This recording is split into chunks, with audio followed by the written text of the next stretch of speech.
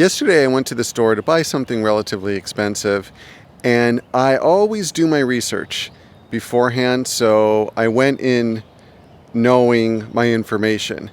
And there was a very seemingly experienced person who was trying to convince me of something that was not true. And the way she did it was very effective because it was not overt, it was not aggressive, it was not pushy, it was subtle. And that's the danger of it, because you don't realize that we are being verbally bullied regularly. And it could be just a mild forms of verbal bullying, or people using shame, or making you feel like you're wrong, or what you believe is wrong, or what you think is wrong, or what you want to do is wrong. And some people are very good at doing it subtly, just with a disapproval glare or glance, or what she did to me. She's like, no, that's not true. What you're saying is absolutely not true. This is the truth. And I started to question myself. I'm like, oh, did I do my research wrong? Maybe what I read was misinformed. But I'm like, no, there's a part of me in my intuition that knew what I believe and what I was saying was right. And it was going to affect my buying decision. And it wasn't even like she was trying to sell me something. It was just a difference of, it was truth. She was telling me something that just wasn't true. But the way she did it, very convincing and very appeal to authority, like, I know what I'm talking about, you don't know what you're talking about, and a slight annoyance with me. And I'm like, man, that happens so frequently, and it flies below the radar with most people. We don't even realize we're being verbally pressured, verbally bullied, and people trying to get us to do things that they want us to do. So they're trying to persuade them, they're looking out for their own best interest. Or like in the case yesterday, she's just completely mistaken. She didn't know what she was talking about. But because she seemed like she had so much experience and she's worked there for a while, I just thought, oh, she knows what she's talking about. And I think that's the key, is we question ourselves. We doubt ourselves. It's that little bit of insecurity. And we don't want to be wrong, or we don't want to cause a problem, or we don't want to ruffle people's feathers. We don't want confrontation. We don't want to rock the boat. So we become passive, and we go, okay, what you're saying is true.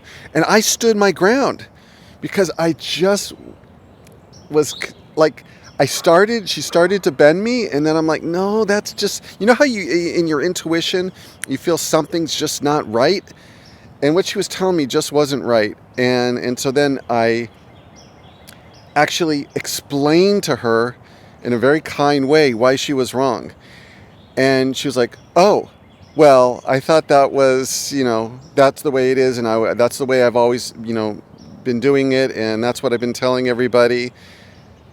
And I'm like, you were so convincing. I said this to her, you were so convincing, you had me questioning myself. And she's like, oh yeah, oh well. And she didn't even seem to care. But it's that there's people, when they don't know the answer to something, they use that appeal to authority, or they use that bullying tactic to try to manipulate and persuade you, instead of just saying, I don't know the answer to that. And I admire and respect people that can say, hey, I don't know the answer, and not she dug in her heels. No, what you're saying is wrong, and what I'm saying is right, and it proved out I was right from the beginning. But the most important thing, there's people like that all the time, and they will test us to see if we back down when they apply a little bit of pressure or disapproval, or try to make us feel bad or uncomfortable. Stand your ground. And even if you are wrong, you can apologize, or you could say, let me get back to you, let me get more information. but don't let them bully you. And people will pick up those dominant personality types. She had a very dominant personality type. They sense weakness. And if they see they can push you around for you to do what they want you to do, they're going to do it. And it's just human nature. And so you really have to stay firm and be assertive. And I think a lot of the reasons, like in that yesterday's situation, I was like, well, what if I'm wrong? And so I backed down, because what if I'm wrong? And it would be better to trust myself. I did my research beforehand, trust myself, and just stick to what my intuition was telling me. And this happens in so many different cases or situations in life. You know, if you're listening to a politician and something they're saying just doesn't resonate, like it doesn't make sense. How could you say that? Like, spending more money is going to reduce the debt. Like, that just doesn't make logical sense. Or I've gone to doctors and they're telling me, you need this medication. If you don't take this pill, this scare tactic, bad things are going to happen to you. And I take what they say, and then I do my own research. And I think that's the important thing, is when we do our own homework, we can be assertive, we can be confident. But this has happened with veterinarians. This has happened with, when I owned a car in the past, with auto mechanics. It's just unbelievable how oftentimes we're just a dollar sign. And we're just a way for them to get what they want from us, and they're good at it. They know how to manipulate, and I think that's what it is. But it's not only in the retail professional world. It also happens in family. It also happens with friends.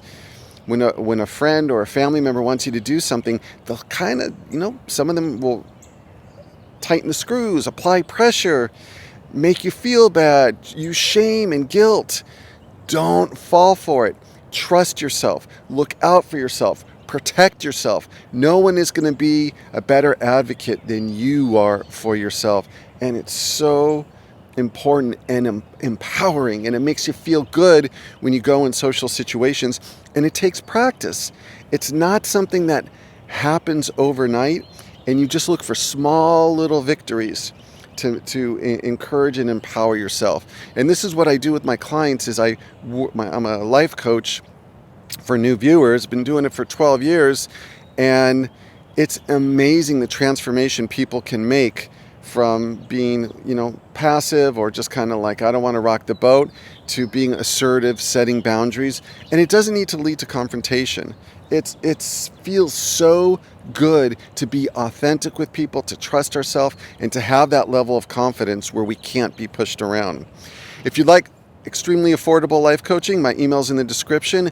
Everyone benefits from life coaching. I encourage you. A lot of people think they don't need it. Give it a 1 or 2 sessions. Try. There's absolutely no obligation. You could stop if you feel like you don't. It's not for you.